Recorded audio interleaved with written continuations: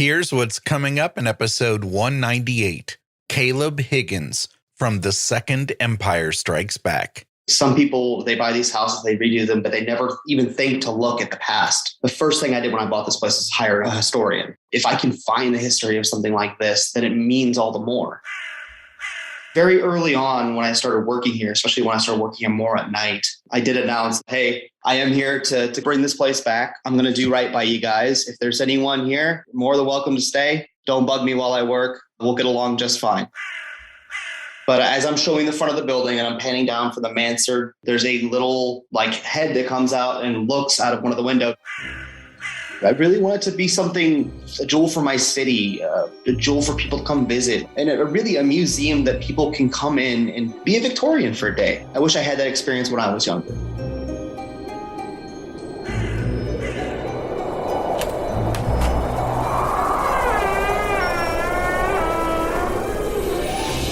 Welcome to the Big Seance podcast. I'm Patrick Keller of BigSeance.com, and this is a place for an open discussion on all things paranormal, but specifically topics like ghosts and hauntings, paranormal research, spirit communication, psychics and mediums, and life after death. So basically, anything that pops up in my paranormal world. The candles are already lit, so you might as well come on in and join the Seance. Our friend Tim Prasil has a new book out, one with new but old newspaper ghost reports, like those he used to read for us on his Spectral Edition featurettes years ago. He'll tell you more about that later, so stay tuned after my interview with Kaleb for a brand new treat from Tim.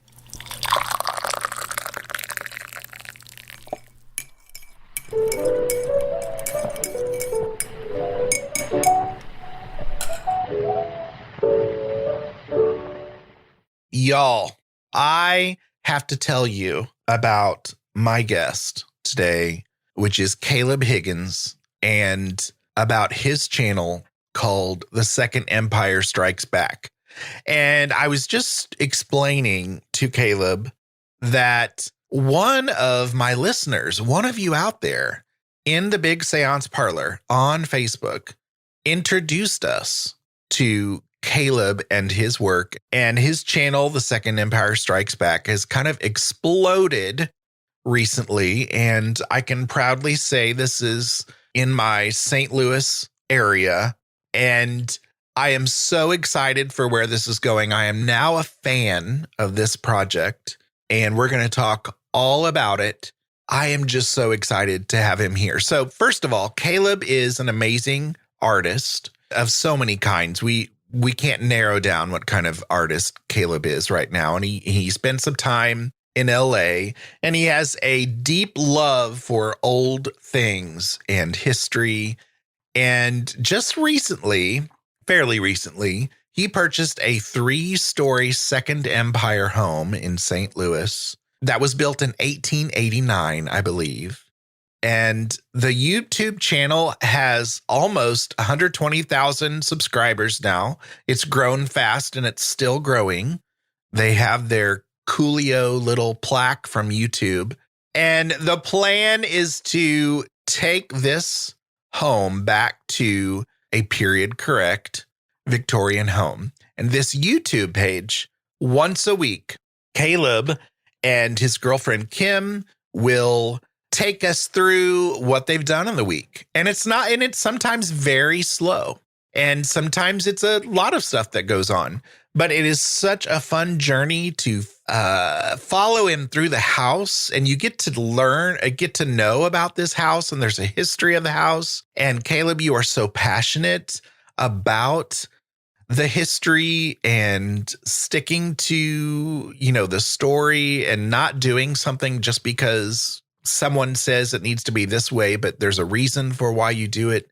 And I am so excited. So I'm talking too much, but welcome to the Big Seance podcast, Kaleb. Well, thank you so much. Really, really happy to be here. You said so many wonderful things about me. I don't know what to do with myself now. Well, I'm telling you, I'm kind of obsessed. I have even been to the point where It'll be Sunday evening because usually you post these on Monday. Yes. And it'll be Sunday evening. I'll be lying in bed, kind of dreading the whole Monday work thing happening. And I'll be like, refresh, just to see if like you just happen to post it early, like on a late Sunday night, because I get excited to see things. So you've got me hooked. And I tried to figure out who my listener was who introduced your work to me, but it has really been a cool thing to see. I'm kind of jealous. I've even almost like a little dream haven, like I've even like especially in this last week, as I've kind of really made sure I've caught up on your channel and watched any videos I missed. And so like, as I'm at school or something, if I'm daydreaming a little bit, like I can even be taken away and all of a sudden I'm chilling in your house and, looking at the different rooms and stuff. That's probably creepy to hear, whatever. But I'm not a creeper, I promise. But it's really been a cool thing to follow. And I'm excited to now see where it goes. So tell us a little bit about what drew you to the house. What took you to the house? Well, actually, I was kind of looking at another house on the block, a much bigger one. It was the Sheehan Mansion, which is actually in the corner of my block. And they're the guys. There were two twin brothers who actually owned all the property around here. Actually, the other side of my street was a quarry. And so they ran the quarry and did everything. But they sold us this land, or they sold my guys the land here where this house is built. But I was looking at that house and it was just so far out of my budget. It was so broken. They had these beautiful murals on the ceiling and they had just whitewashed the crown molding with no care, no tape. And they got white paint all over those beautiful original murals. The original staircase was cut up. And I'm like, I love this house, but I can't do it. There's no way. But I love this area. And I love St. Louis Place. I think it's such a wonderful neighborhood. I'm like, I feel I have to be in this neighborhood. This is where I want to be. Let me see if I can find something. And so I went down Google Maps, block by block, figured out what all the houses I would like to look at are. And this one had happened to have been on the market about 3 years before I purchased it. I found the old ad and I contacted the guy. I took one look in here and said, okay, basically how much would you be willing to sell it to me for what you were trying to sell it for 3 years ago? He said yes. And it took about 6 months to make the agreement. But the house has so many original features. I don't know if it was a lack of updating or a lack of what exactly, but it stayed in this time of history. Like, there's a little bit of 80s here, a little bit of 1920s there, but most everything is still 1889. It was when it was built. It's this perfect little time capsule, and it's decayed and there's ruin and there's problems, but all I saw was possibility.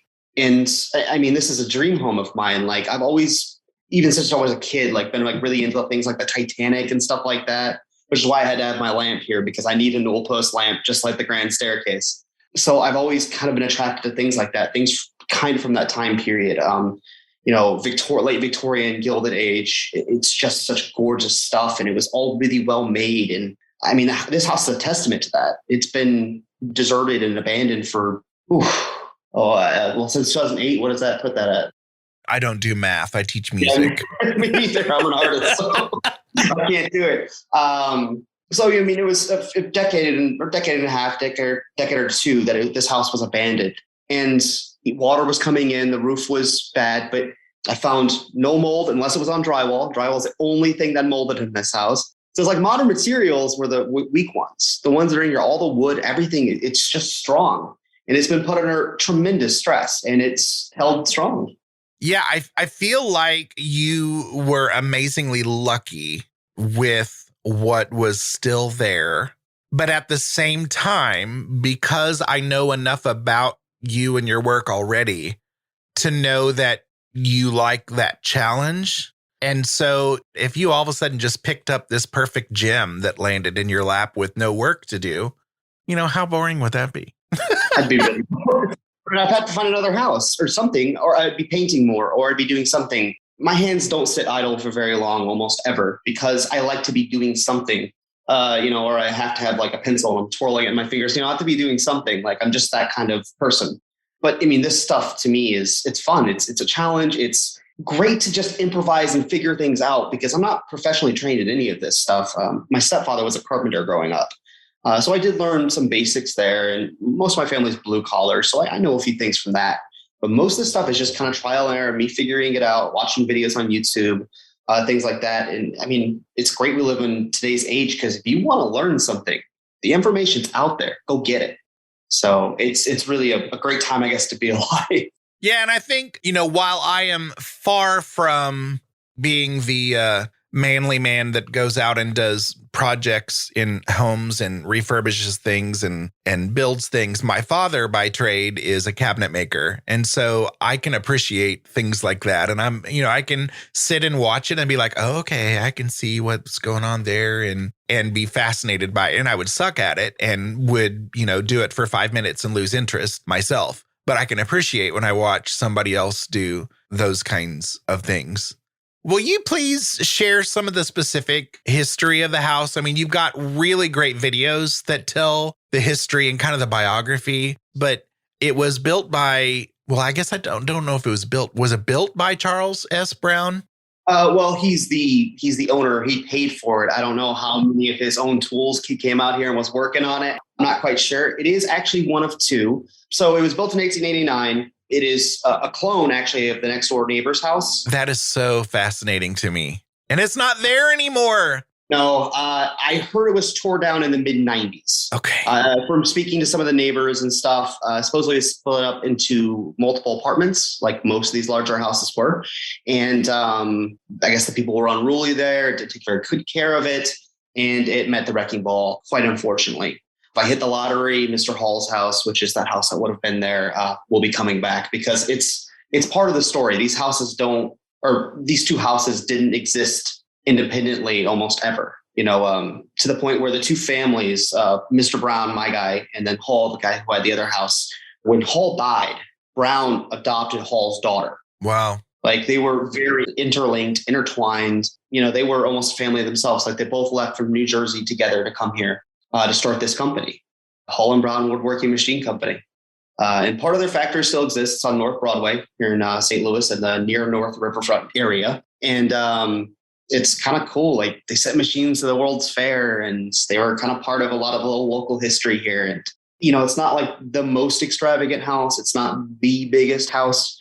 It's quite ornate, but it's not over the top. But these guys still left such a paper trail to follow. And I think that's so wonderful to have a house with a history.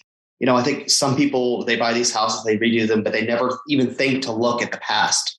The first thing I did when I bought this place was hire a historian to go to the library to figure out everything she could. I had a few little scraps, but she started filling in blanks, and that's part of it. If I can find the history of something like this, then it means all the more.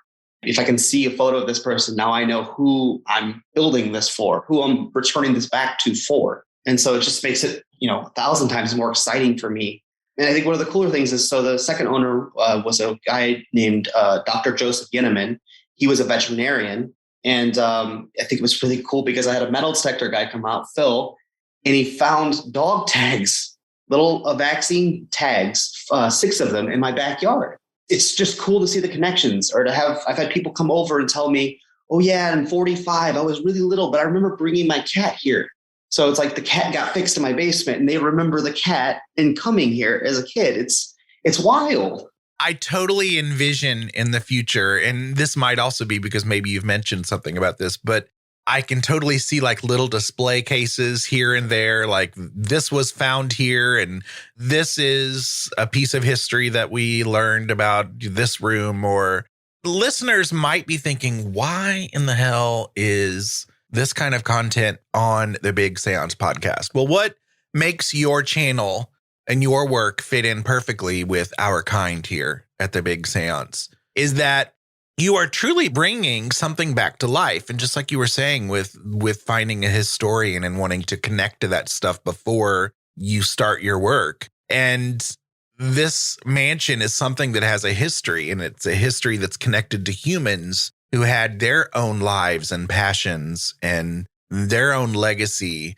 And you are doing it with passion and empathy, and you're sharing it with us, with the whole world, and letting us hang out while you do your magic. And that, in my opinion, is, like I've always said, like it's it's all a big seance, bringing things back to life. It's not in a traditional sense, but to me, that's very spiritual to me. And it's very cool to see that. I want to know, how do you balance probably wanting to spend all day long and probably having a hard time getting yourself to stop and pack it up and go home? How do you balance your time and work with also editing a YouTube video once a week to share your passion and all of the time lapses and all of that stuff? How do you balance your time and passions with both of those things so that we can see what's going on? I'm actually really terrible at it. If I'm being honest, I'm okay editor and all that stuff, but as far as time management is concerned, I just get engrossed in things, and so I lose track of time. So I edit everything Sunday night. Everything gets dropped on my computer. I render everything, send it through Premiere, edit it all up, throw in music and fades and all that fun stuff, and export it that night, get it up on YouTube that night. And then that's what everybody sees in the morning. So usually on Sunday night, I'm up until 6 a.m. usually. And then I sleep a lot of Monday. And then I reset everything on Tuesday and go back to the week again. I should probably be editing a little bit more during the week. But I've always kind of tend to be like that last minute guy for whatever reason, high school, all of it. So that's kind of how you're a creative type. That's sometimes how we roll. Oh, yeah. So I don't know what the story is until the last day anyways. What did I accomplish? What is the story? And then I try to convey what happened, why it happened, and what's next. And I try to convey that in a way that's fun, that at least teaches something as well. That, what's the old Disney term for it? Edutainment or whatever. Uh-huh. I try to be a bit like that. I'm not always the best at it because I feel sometimes my words don't have as much weight as they need to in the right directions. Like it doesn't explain things well enough. And so I sometimes have to find myself repeating things in other videos because I didn't get it across clear enough. And sometimes things are a bit of a, I don't know, like a hard thing to grasp anyways. So I don't know. Well, and what's cool is that, and it's probably a bit too much sometimes getting the feedback from your viewers, but your viewers, I think, have probably been a source of information for you too, right? Like I know that you've even gotten gifts of like historic items and things that you're going to put in the home from your viewers. And I think that to me is amazing. And a lot of that is probably meant to be. You can do a Google search or try to look for an item, but if you've now got, 1,000 people out helping you search for that puzzle piece that you're looking for, that's cool too. It's been beyond incredible. I don't know how I landed on the single nicest, most amazing, I don't know, outright wonderful people on YouTube. I mean, the internet is a crazy place sometimes, and somehow I landed on the sweetest little spot. I don't know. People are just overwhelmingly generous to me. And, sometimes I have a hard time accepting gifts because it's like, I don't know that I did anything for this. I thank you so much, but I think a lot of the time, I just got an oil painting today, a really nice one, a landscape scene. And it's came in this gorgeous frame. And I'm like, you sure, man? Like, you don't want it? Can I at least show you around the house? Can I at least give you a sticker? And then you feel so bad because it's like, you just gave me an oil painting, I'm giving you a sticker. But I think the sentiment is, we see your passion for this place. We see you want to bring it back. Our kids are gone, or our kids don't care about this, or we never had kids, sort of thing. And that we want our items that we cherish so much to go to a place where they're cherished and loved again. And to me, that is just like, I don't know, it's hard to explain. It's just, that makes me almost emotional. Like it's so like, thank you. Like, I don't know how to say thank you enough to these people, these wonderful, my wonderful audience. Like, they've been above and beyond, and I don't know how I'll ever repay this. But yeah, it's been incredible. But I have, through the community, they've done some really amazing things. Like I found some letters from World War II in the house, and I was able through the community they tracked down the guy's grandson, and we got him his grandfather's letters back that he wrote to his great grandmother. He'd been to St. Louis. He'd never been by his grandfather's house where he used to live here in the neighborhood. And so I was able to take him to that. And, I didn't film any of this because I don't want to, put anybody on the spot. But like, he's standing in front of his place. He's like, my grandfather walked here. Like, this is where my family's from. Like, I'd never even been here. I didn't know the house existed. I didn't even know he lived in the city. And so it's like, to connect these dots like something simple that I found I just thought it was cool because it was from World War II. To find the whole story behind it, like amazing. Adds more meaning to what you're doing. It's not just a nerdy little project. You're affecting people, It's yeah. just crazy. Because to me, it was just a goofy project, but it really, to see people say that it brightens their day, or for you saying that it helps you get up on a Monday, like you're excited about Mondays. Nobody's excited about Mondays ever. That's incredible. Yeah. I don't know how it all works. It's I don't know, universe responding or something. I don't know, but things just happened and they just work out somehow. I'm really doing this on basically a shoestring and just trying to force it through because it's something I want so bad. And then all of a sudden these people just come in and they help with everything, It's really amazing. It really is. You have expressed interest in finding a few things. For example, finding some of the original machinery that Mr. Brown's company had or made. And you've also shown interest in finding, which would make me excited. And as soon as this happens, I'm going to freak out myself, but finding interior photos of the home. And so that's one thing I keep crossing my fingers as I'm watching a video. I just waiting for you to say, hey, one of my viewers just sent me this picture of this parlor and what. Have you been able to track down any of those things yet? Machinery I have a table saw from Hall & Brown. I know where some other pieces are, but currently the guy who builds my windows, all the new sashes, he's got a really awesome bandsaw that's Hall & Brown, but he uses it to build windows. So my windows are built on that. And then there's another guy that has a molder, which makes all the big molding for the house. That's a Hall & Brown molder. He uses it to put together all these amazing houses in the St. Louis area, a lot of Second Empire ones. And he's actually the guy who's going to be doing my mansard roof. But again, that machine's being used. I have seen pieces here and there. They're kind of hard to come around, or they're a piece that I can't really use. It'd be really difficult to display. Some of these things weigh tons and tons and tons. Mm-hmm. So you got to find a place for it. And if you got a 12-foot saw that hangs from the ceiling, well, I'm not going to hang that in the parlor. And that's the only tall enough place I got for it. Would also look like a torture chamber a little bit. Yes. And, I'm going standard Victorian, not Addams Family. Interior photos. Have you heard about any, or do you think there's a chance that you'll find interior photos? I know there are ones from 1980 to 2008, and I know the guy who has them. However, he won't talk. He lost this house in foreclosure in 2008. Oh, man. So that's awkward. And he had a vendetta on anybody who owns this place afterwards.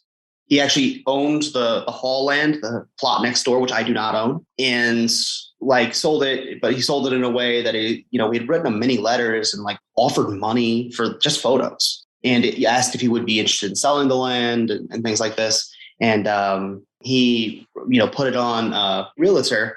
But with, at the very end of the description, it said something like, oh, a perfect lot for the neighbor looking to expand. And then had a smiley face afterwards. I'm like, you're kidding me, right? I've been nothing but extremely nice to you, man. I don't know. He's got something weird, but I know he lived here for 20 years. Mm-hmm. He's still alive. Most of the other people who've lived here are not. He's got photos somewhere. But as far as photos from that time period, most of the Brown children, if the children had children, they died pretty young. A few of the children themselves died pretty young. Lillian, their daughter, is the only one that had children. But it's so far ago, and the family's kind of split. So there's part of it, I believe, in St. Louis, part of it in Cleveland. And so it's kind of weird, writing somebody, hey, does your great-great-grandmother, do you have any photos of your great-great-grandmother's father's house? Yeah. The second owner, he lived here from 1915 to 1965, or 1945. His family had it to 65. And his daughters didn't have children at all. And then from 65 to 80, there's 10 different families. A Veterans Affairs owned it for a second. A preacher owned it.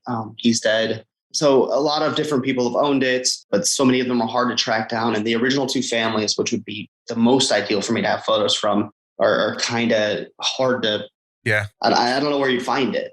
But you do have a photo that you're very proud of the Brown family in front of the house. And it's so very cool to see that. And other than, a few like crooked sashes, or I think I'm using the correct term, or like the mansard roof, like needing some work, it looks in good shape. I mean, it's held up for the most part all of the years. It's cool to see. Well, it's cool to see that you can find pieces that are exactly the same. Like the little iron fence that goes around the sidewalk out front is still there. The iron fence on the side that leads up the stairs in the front, it's still there. Are they bent? Are they torn? Are they twisted a little? Yeah, of course. It's been a lot of time, but most everything is still there in the exact same format it was the day it was built. Of course, we are missing pieces, and the mansard's in pretty rough shape. I'm happy to say that even though you can see light, water gets in very, very rarely. But the dormers, which are the peaks that hold the windows in them, those are in really rough condition. But we're working through that, getting that fixed. But yeah, I mean, for the most part, as far as good bones are concerned, I got some really good bones here. A dry basement. We did have some walls in the back that were threatening to collapse because of bad gutters. But we had those tuck pointed right away. They're not perfect or pretty. They're quick fixes. We hired some guys that we could afford to just keep everything from collapsing. We'll come back to that later. But yeah, overall, I got lucky. And especially with as much woodwork and beautiful things that are intact in this house, even missing like my mantles and the newel post and some fretwork. Everything else is here. I got 4 of the 6 fireplaces. I got all the stone ones. Only the wood is missing. So, yeah, you don't find houses like this. They just don't come on the market often. And there's not much cooler than a mansard roof. When I see a really cool mansard roof, like I hear angels singing. It's like, oh, I don't know what it is, but like what a freak. Whoever, I don't know if his name was Mansard or where it came from, but whoever came up with that idea was cool. I just know. You know what its purpose is, right? Explain it to us. It's to avoid taxes. Because it's not, it would be 2 floors and a mansard. It wouldn't be a 3-story building. And you'd get taxed if you had a 3-story building for 1 more floor. Shut up. That's for real the reason? That was the original reason. I believe that's the reason from France, though, and then this style carried. Because it was originally from Paris. Like Paris is built with tons of mansards. Not exactly the same style as they are here in the US, but same idea. And I love the bedroom that you say is going to be your master bedroom. When it's all said and done, it's up on the 3rd floor in the mansard. I love that. Love it. It's the easiest place to put it. If I have to make changes or adjustments for modern living, It's not super duper fancy. It's part of the bedroom up there that I'm going to use is the trunk room. It's literally where they store the trunks for when they traveled and didn't need them. And I think it was the children's room up there. But the view is incredible. You can see the St. Louis Arch, the 2 water towers, which are probably, I like them better than the arch, especially since there's only 7 of those in the entire country. And I can see 2 out my window. That's really cool, I think. Yeah. So yeah, it's going to be wonderful up there. I have a nice big bathroom. The only additions are like things I'm changing that aren't exactly historic. Are going to be on the 3rd floor, but I think I'm still going to, have old stuff up there. I can't not have antiques. There's so many things we could talk about. Like there's never going to be enough time for me to ask all the questions that I have, but I want to get to this possible ghost that one of your viewers found the day I contacted you to set this interview up. You were like, oh my gosh, one of my viewers thinks they found a ghost in one of the videos. Will you check this out? So we'll talk about that. But I wondered, because I know that like I have a collection of old high school yearbooks from my hometown from the early 1900s, going back to 1910. I have several throughout the 20s. 3 or 4 of the yearbooks are from a teacher from that time period. And, so that's a connection with me too, that it's a teacher. And I found out who the teacher was, and I did genealogy on this woman, and she taught from like Little House on the Prairie, 1-room schoolhouse, all the way up to like the early 70s, 1970s. Wow. So like, first of all, that makes me want to stab my face off thinking of teaching that many decades in a row. But like, that's a lot of history of education that this woman saw, right? Well, just doing the research and genealogy on her and the passion for like learning about her and having her yearbooks, like her freaking yearbooks, I felt a presence on multiple occasions of this woman, just kind of looking into her history and checking things out and learning about her. I can't imagine, and maybe you have, maybe you haven't, but if you are trying to bring this home back to life and all of a sudden kind of bringing this Charles Brown family history back and learning about it, and anytime you put heart into something, there has to be some kind of connection made. Have you felt any kind of, and I'm not necessarily talking about, ghost running through, but do you feel like a connection, like someone appreciates you bringing their story back and their home back? I mean, maybe, because the place, like some people have walked through and they say they feel like, I had a guy, Mr. Mann, came through in the library, which I think used to be in the nursery. He went in there and he's like, this room feels sad. He didn't go in there very much, but that's the room I'm in all the time. And I never feel any kind of bad about it. Like, I don't know, like the rooms, everything here just feels so bright. And even when it's dark, I walk around this place at 10 o'clock, midnight, whatever, with just a lantern all the time. I don't have real electric here, but it's never felt like eyes on you sort of thing. It's always been, I don't know, just like a warm, comforting feeling, almost like the house is telling me like, good job. In a way, like, keep it up, keep going. Very early on when I started working here, especially when I started working here more at night, I did announce to myself, hey, I am here to bring this place back. I'm going to do right by you guys. If there's anyone here, more than welcome to stay. Don't bug me while I work. We'll get along just fine. So maybe that's why. I don't know. Like, I put that energy out there like, hey, look, I really am trying to do this the right way. I want to tell your guys' stories best I can with the knowledge that I have. I want to do something wonderful with this house and bring your home just back to the way it was, the way you remember, the way I want to live in it now. So let me do my work and let me get on. Don't be staring at me, from the other room or something, like, we'll be fine. I love that you actually did that. I will sometimes get contacted by people having issues or having paranormal activity, and you can tell they're kind of embarrassed about it and they're not sure what to do. And that's one thing I suggest. And it's always seems weird for them. I'm like, well, have you gone in and just had a conversation with them or spoken out loud and, as if it's someone sharing a room with you and just being real and being like, I understand that this is a place you like to stay, but this is also my home. We can appreciate each other, but also keep our distance or whatever. Or maybe it's like, hey, you're welcome here. I think it's cool. But the fact that you walked right in and introduced yourself and, didn't feel like a dork doing it. I love that. I love it. Well, I talk to the house like it's a person. I just do. Like every time I come in, hello house. Every time I go, leave, see you tomorrow house. Like, I don't know, maybe I'm just weird that way, but I do that. And I don't think I'm talking to a person. I'm talking to a structure, but maybe it's more than that. I don't know. To me, I don't know. It's more. It's always been more than a house. It was more than that. It's, it just is to me. So this video clip that one of your viewers sent in, I know my listeners, they're going to go and they're going to find this clip. They're going to give you their expertise on whether it is or isn't a ghost. And my listeners know that I'm also, as I told you, I'm like 50% skeptic and 50% I really, really, really, really want it to be believable. And I annoy myself all the time. I fight with myself all the time. I will totally find something and then poo-poo it like 4 seconds later. But this video clip is interesting. Like, I can't write it off as a reflection. It's just very interesting. And I know you've had a thought process about this too, but what did your viewer find? So it's the first video I really put out on my channel that's an actual video, and it's just me going into my house and doing a simple tour of these are the rooms and everything.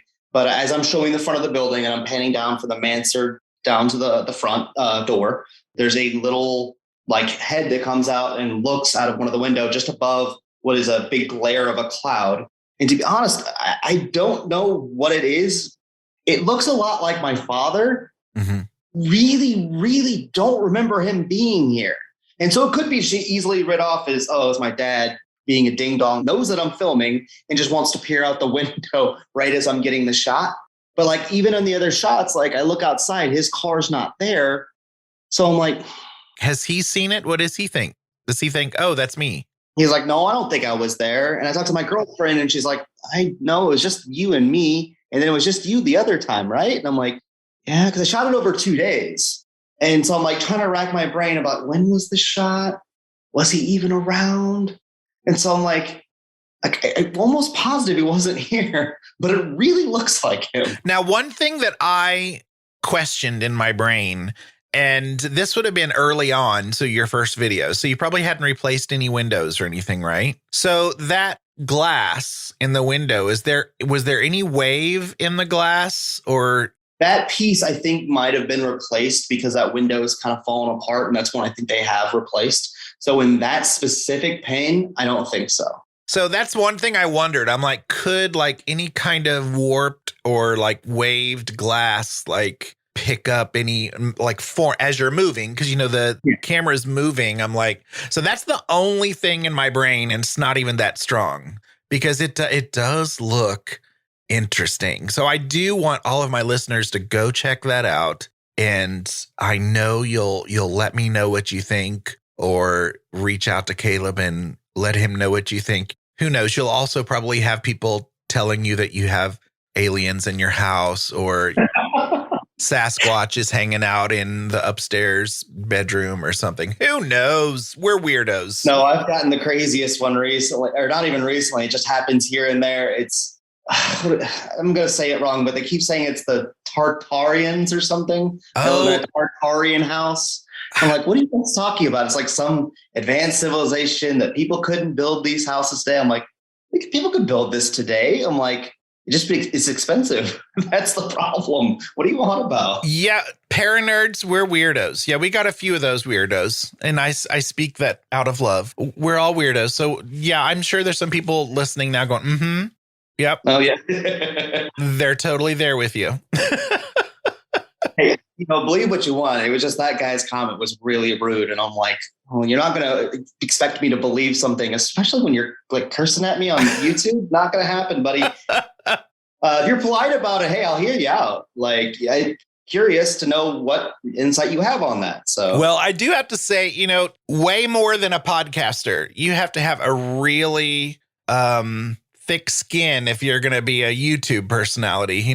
You can find the negative comments on YouTube very easily. I'll say that. Yeah, but to me, most of the time, they're so funny. Like, It's just like, you've got nothing to do you, man? Like, then you kind of like start, you're like, man, you feel bad. You're like, maybe they really don't have anything going on. This is all they got. Maybe I will just let them have their little fun or whatever. Like, I don't know. I mean, but they don't really bug me. Sometimes they bring up interesting points. Like I encourage criticism if it's constructive. Yeah. If it's not constructive, then, Yeah. And if it's really egregious, like, talk whatever you say, what you want about me. Don't call my girlfriend anything, please, because I'll just go ahead and delete it. You'll annoy me with that. Everything else is fine. I had to tell you, I love Kim. She has her own channel, and it's Second Empire Strikes Back vlog, right? Is that what it is? I think so. I should know, but I think so. I'll link it. And so I've also been following those two. And so she will cover whenever she's able to pitch in.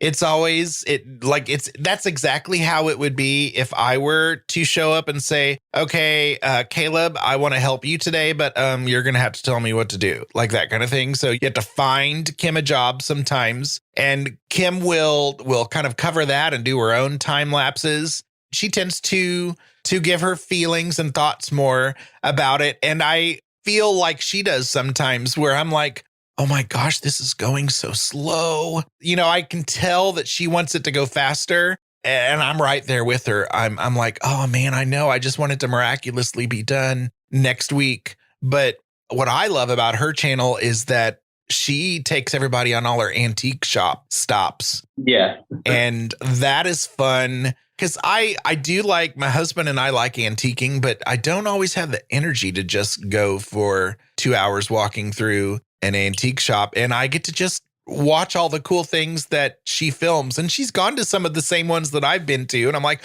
oh yeah, I've seen that. And I've seen that. So shout out to Kim. That's another channel you can follow. And when she's in the house, I'm like, cool, I've got double the content now of Second Empire Strikes Back. She does a great job. When she's up here, she still works. She's got a normal job. She loves to spend time with our dogs. And believe me, I wish I could have them up here with me. I think a lot of our dynamic as far as how this house is going will change when we finally get in here. You guys probably also get a lot more content then because I'm a night owl just by nature. So I'll work till 2 and 3 in the morning and not think a thing of it, which will probably double the amount of time I actually get work done in here. I just can't run power tools because I'm sure Kim will be sleeping. Yeah. Yeah, that would be kind of rough. Well, you've talked about how you kind of just sometimes you make decisions on your next project at the last minute and it just kind of has to come to you. But do you have like kind of a project timeline a little bit? Like what are some of the big things? I know now you've been working on a lot of windows and actually it is cool to me. Like that's a big thing. Like to see the windows going in, I'm like, this is a big step, y'all. And so that has to feel good knowing that those are getting done because then you can move on to another big chunk after that. But what are some of the next big steps and how long do you see this going? As far as project complete, like I think it'll take me about 3-ish years to get most of the way done with like basic things. But then to pretty this whole place up, I bet I got a decade here easy, to get all the wallpaper, all this stuff, and also save up for all of this stuff because things are, certain items are really expensive. Like I am blown away at the cost of wallpaper. I just seriously am. It's like close to $8 to $10 grand a room. Wow. And it's like, well, okay, I got a lot of rooms. And then do I do the ceiling in wallpaper? What do I do here? And I'm like, well, I'm a stencil artist. A lot of these rooms that aren't like the show-stopping rooms, I'm going to paint the thing because I can do that and it'll look cool on camera. It's fun for me anyways. And who cares if it's time consuming? Yeah, I don't really care if it takes me 100 years to do this house. I'll still be doing it. Yeah. But the biggest challenge with all of this is always what can I afford to have done to get to the next step? The biggest hurdle recently has been electrical, where my electrician has kind of found out more recently he's kind of not the most upfront. We had a contract, we signed the contract. Now he says, no, they only covered what I did the other day. That doesn't cover all the other stuff that's in the contract I signed. So it's basically going to come down to me having to figure out how to work around shady contractors. I've run into problems with roofing. Basically everybody I've had in here, except for the guy who built my windows, has been so or really terrible. And I know probably a lot of people listening to this, when you say that too, they're like, they're understanding exactly what you're talking about. Well, it's a problem if I can go up there not knowing your trade. And I'm like, you know what? I think I could do a better job than you. I kind of have a problem with that. You're asking for a premium for pay. Do premium work. Like, if I came in and did a really terrible job on a painting, I wouldn't put it on the wall to sell it. Yeah. I want to be proud of my craft, no matter what that craft is. I just think there's a lost part of our, culture that values quality, or at least putting out quality. It's always the I can't see it from my house approach. And I'm like, you can't do that with a piece of art like this, like a house like this. You have to do it correctly. And so I have a really hard time, and this is why the house will take longer. I have a hard time with letting anybody in here to do any work at all because I don't trust. There's a few people I do. They're doing more exterior work, but I've seen their work and I see that they're passionate about it, that they care. When you meet with somebody, like I met with a roofer once and he's like, oh, we could fix that mansard for like $5 grand. I'm like, how are you going to fix it for $5 grand? They're like, oh, vinyl siding. And I'm like, no, get out of here. Leave now. Peace out. How dare you? Like, why? Wow. Not the answer. And if the answer is more expensive, then fine. I will bide my time. I will save my money and we'll get it done the right way. I don't want to skip corners. I lose sleep over doing this wrong. I really want it to be something, a jewel for my city, a jewel for people to come visit, and really a museum that people can come in and be a part of. You can touch the antiques, use the bathroom equipment, use the everything, light up the 1920s stove and be part of it for a day. Well, that's why I don't want to call it a bed and breakfast, because I'm not cooking you anything and you really don't want me to. But yeah, just something that people can come and be a Victorian for a day. I think that's really cool. I wish I had that experience when I was younger. You have one or two videos where you have gone to other locations and kind of done a comparison and let us dream with you about what your home could be. And I think that's really cool too, especially if you see so much of the condition it is now. And then you're like, oh, this is what we're working toward. Okay, I got it. And that's beautiful to see too. But I also have to say, you have a Patreon, and I am a supporter just as of last month on your Patreon. And I want to see people coming to help. I'm not physically coming to help. Like I'm not like sending plumbers your way or electricians your way, but I want people to support you because I want to see this thing happen too. And so how can people, I know you said it's like, and it is for me too, like asking for help or, having donations is like an awkward thing. It took me forever to get a Patreon. And it was finally my listeners who yelled at me and they were like, dude, stop talking, get a Patreon. But how can people help support you? I do have the Patreon, and you're right. I absolutely despise talking about it. And I started mine because people asked me, and I got sick of hearing it. And so I said, sure. There's probably ways to contribute on YouTube, maybe, or is it just like ads that you get funding on YouTube? Yeah, it's the ads. I have been working towards getting more sponsors because I don't want to burden the people who watch me at all whatsoever. Content's free for you guys forever, sort of thing, with some ads occasionally, But sponsorships, if I feel the sponsor isn't like some goofy video game or a VPN, when it works for the channel somewhat, then I'll take a sponsorship. So I've started looking for more sponsorships. I really don't know. I feel so bad about like burdening my audience with anything. People have been so kind and wrote me such wonderful letters. Like, last thing I want to do is ask you guys for money. Well, I'm just going to go ahead and give everybody an assignment. First of all, every one of my listeners is to go out and we have to find some interior photos from this home, like within the next 2 weeks. All right. There's our assignment. We need to find some interior photos. That's going to excite me.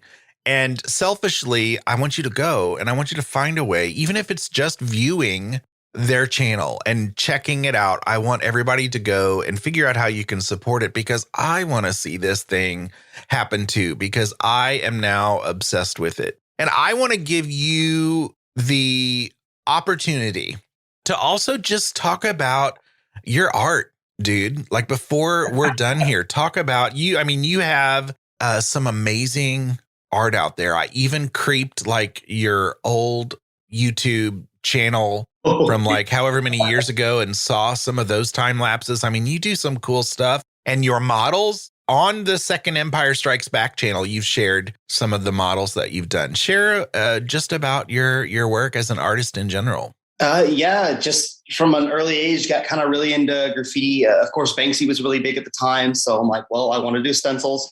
So I did stencils for many years. That's what the old YouTube is really about. I think I'm probably 18 in those videos. But I had been doing stencils since I was like 13, 14. Like I'd done them forever. And I got pretty good at them. And so, I did that. And then at a certain point, it's like, you can't go any further. Like that's, after you do like a 28 layer stencil, like I did this Willy Wonka, that's all full color. And I'm like, I mean, unless I go really, really big, there's not much more I can do with it that pushes the envelope. So I started doing, like just sketching, doing more like realistic things. And I really got into doing murals, like big freehand murals. And I would do characters.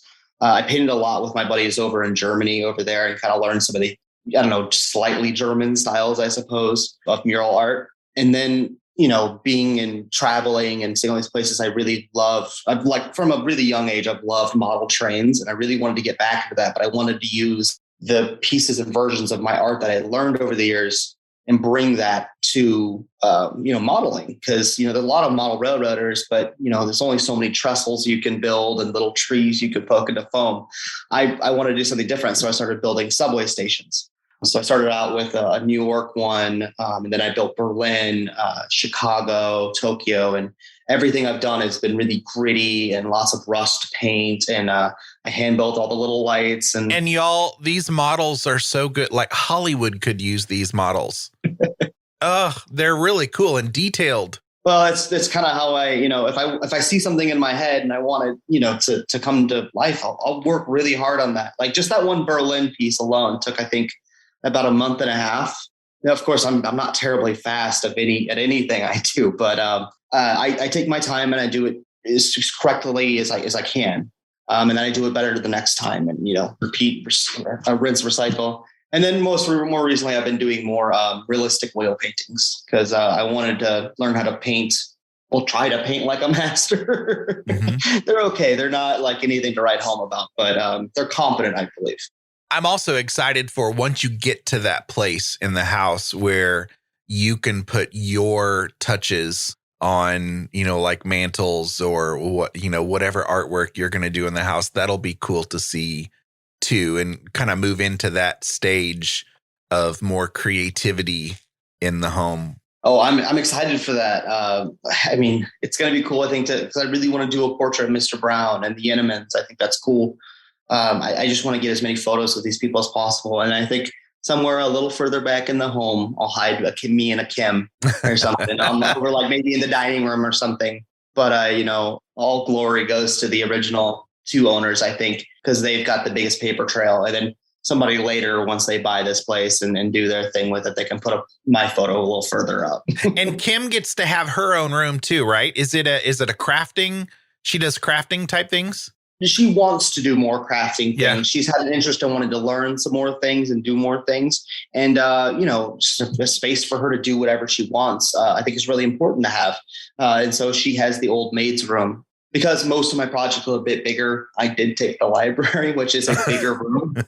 It was the old nursery. But, I dabble in way too many things, and she just really wants it for sewing. So, work with me here, and I'll set up a little parlor, and you can come hang out in my space too. But I love that she gets to have her own room and is excited about kind of doing it her own way. I think that's cool. Well, I'm going to give you the opportunity in just a second to give us your final thoughts and anything else you feel like you want to share with us, but I won't pressure you to give all your social media places because I actually have most of them written down. I can tell people and they'll all be linked in the show notes, but obviously the main Second Empire Strikes Back channel on YouTube, I'll have that linked. Check that out. And then Kim has the Second Empire Strikes Back vlogs. There's obviously a Patreon. There's a Facebook page for the Second Empire Strikes Back, as well as Instagram and Twitter. So there are plenty of places to follow along. Kaleb, is there anything you didn't get the chance to share that you feel like you'd want to? And, if you have any final thoughts, let's hear it. Final thoughts, huh? By the way, I ordered my Second Empire Strikes Back t-shirt that you just recently designed. I'm excited about that too. Yeah. That's another way to support me. And then you get something for it. I feel less bad about those. Final thoughts. I suppose if you want to do something with your life, if you have an idea or a thought or a dream and you want to do it, go for it, but make it a hard one. Don't make it something easy. Try something hard. Try something that gets you out of your comfort zone, and try something that'll, take you a while, because when you complete that project, it'll make you feel 100 times better. I love that. And this is now a full-time journey for you, right? It is. Somehow. Yeah, it's been an interesting little thing. Like I said, I make a little bit less than I do with my day job, but YouTube's kind of doing a little bit better. We're coming up on the fourth quarter, which I hear does better, I guess because advertisers pay more for Christmas things. Mm-hmm. But yeah, it's somehow kind of worked out. And again, I don't make a lot of money. I just don't have a lot of bills. Yeah, I guess that's kind of a random thing. How this whole thing ended up is I had moved back to St. Louis from LA, and I had saved up every dime I had and bought a place in South City. It took 3 years, completely renovated that place, got it good to go. It was a 3-unit place. I rented out 2 of the units. I live in a little 400 square foot place in the back. And so they basically, they get a good deal on rent, but they take care of mine and my electric, my power. And so I live essentially rent free, but I refinanced that building to pay for this building. So that's why I'm here. I've just You're figuring out how to make it work. Yeah, because if you want something, again, there's always a way, but it's how much are you willing to suffer for that way? Because again, I live with 3 dogs, a girlfriend in this little 400 square foot place. There's no separation between really anything. The bedroom is my office is the kitchen, is the bath. It's kind of all the same thing. But, that's what made it work. That's what makes the numbers work. That's what makes everything kind of, happen. Without that, there's no way I could be approaching any of this building right here. It just wouldn't be happening. So, dude, you don't need me to be proud of you, but I am proud of you. And you are doing some cool, inspirational work. And I can't wait for my listeners to go experience the labyrinth that is staying up all night watching YouTube videos of the house. It's really a cool thing. So, Kaleb, you rock. Likewise, man. Thanks for having me. This has been fun. Let me know if you ever want to do it again. I'm always down for this. It's been fun.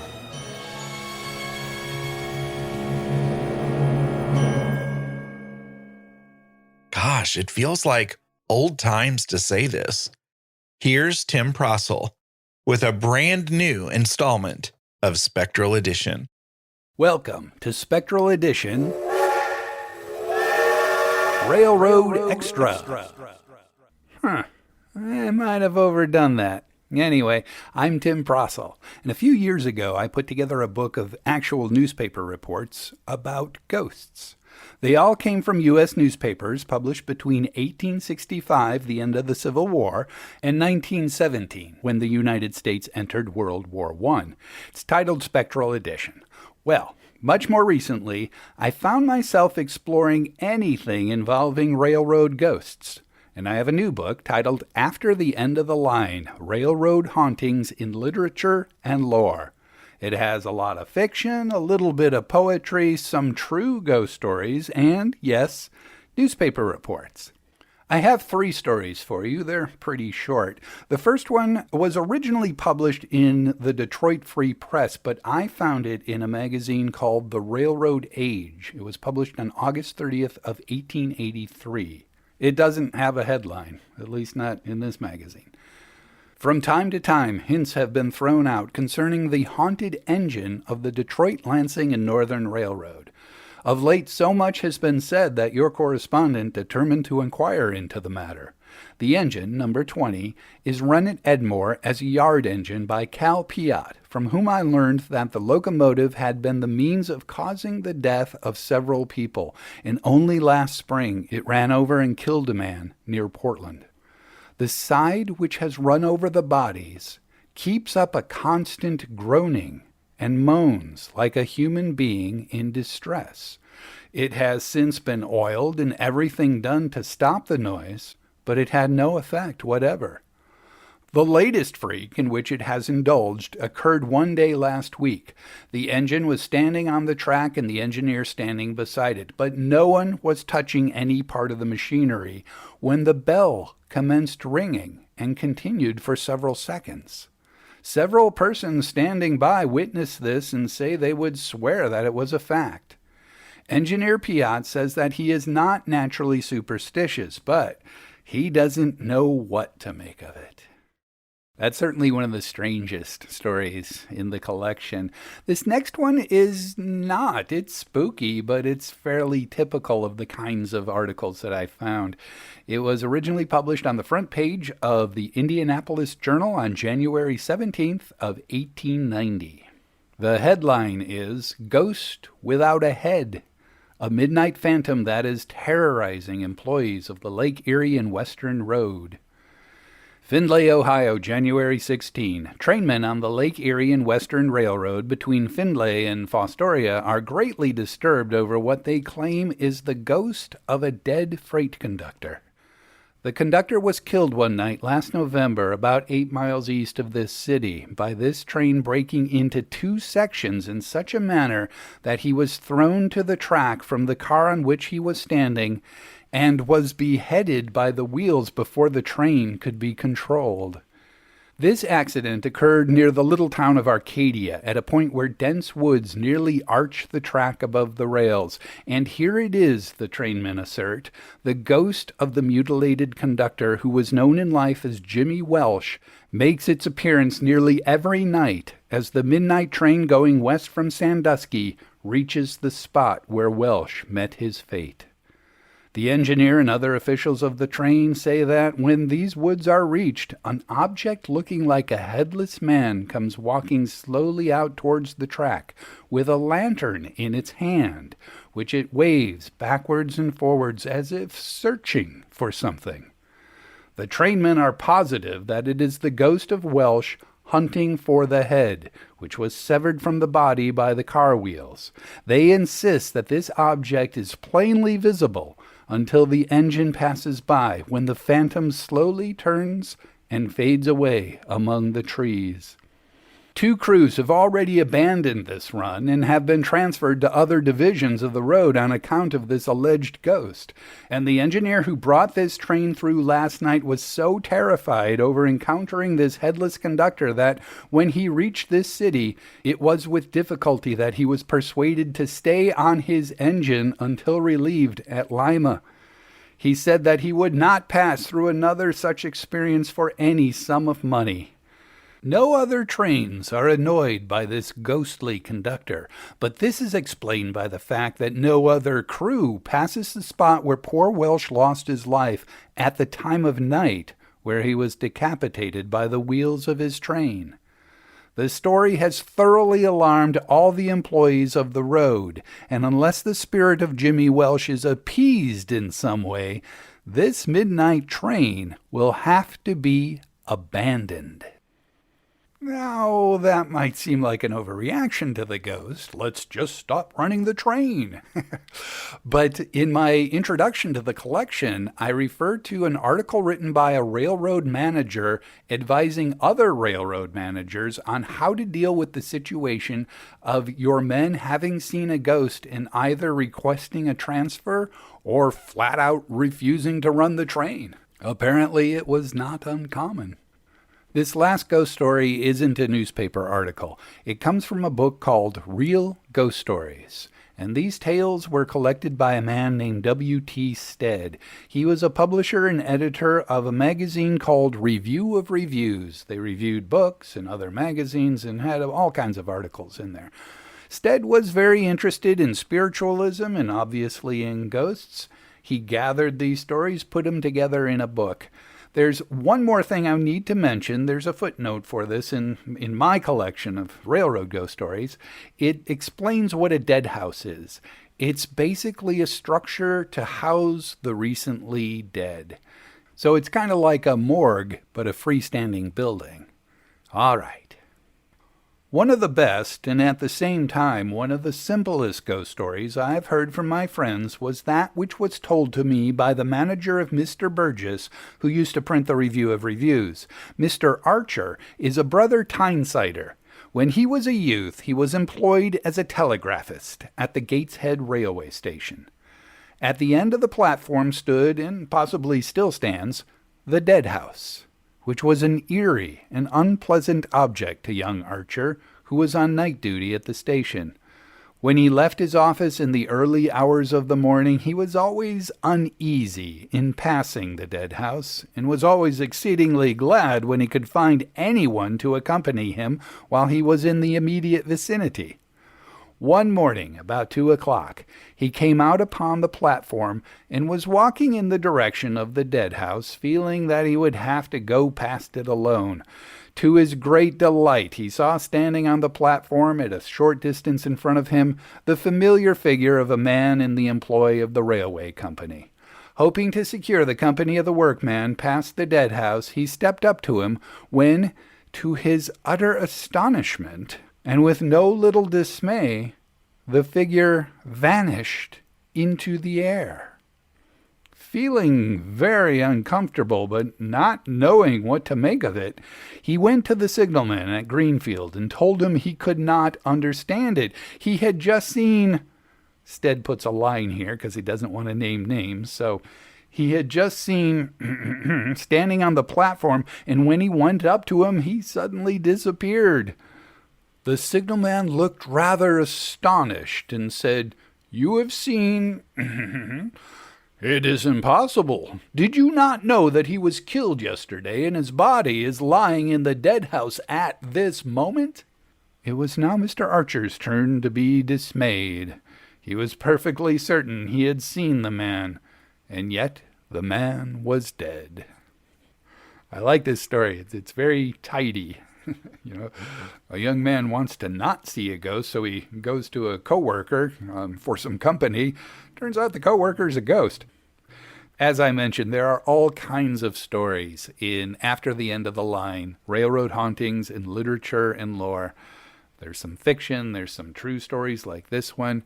If you're interested, you can find out more at brombonesbooks.com. If you like railroad ghost stories, there are a few at that website that didn't make it into the book, and that's what I'll be talking about next time on Spectral Edition Railroad Extra. I don't know. I'll work on it. Thank you very much for listening. I'm Tim Prasil.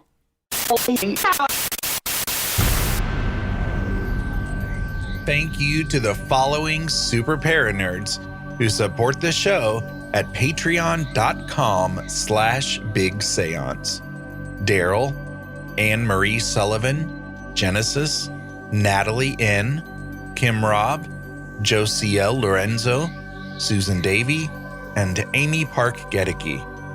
My supporters at the Parlor guest level, who can be found at bigseance.com/parlorguests, are Miranda from spookylittlehalloween.com, Linda from shimmeringmoons.com, Ann Rekovich from ozparatech.com, Denise Sia from Raven Haunts Paranormal, Janae Michaels from Grey House Tarot and Farm Artifacts, Chelsea from Cheers with Chelsea, Mitchell Coombs from mitchellcoombs.com, Sarita Cockerham, Christine Rath Selhi, Christine Ferrens, Mindy Kentop, Hope Battaglia, Cassie Keller, Melissa Armour, Diane Rax, Nettie, Dina DeCastro of Dina DeCastro Astrology, Bruce Williams, Christopher Kohler, Lana and John of Carbon Lilies, Jim Budd, David Rubenstein, and Norman and Linda Keller.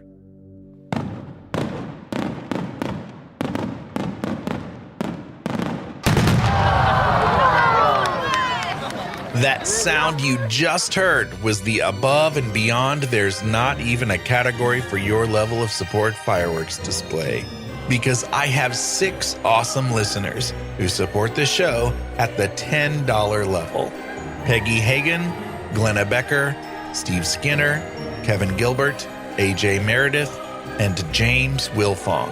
So thank you, Peggy, Glenna, Steve, Kevin, AJ, and James. And thank you, Paranerds.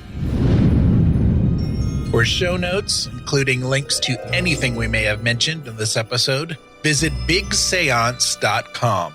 And you can continue the discussion and hang out with a great community of Paranerds by joining us in the Big Seance Parlor on Facebook. Want to hear your voice in a future episode? Go to bigseance.com/feedback to learn how. Thank you so much for listening. Unfortunately, it's time to blow the candles out, but we'll see you and light them again next time.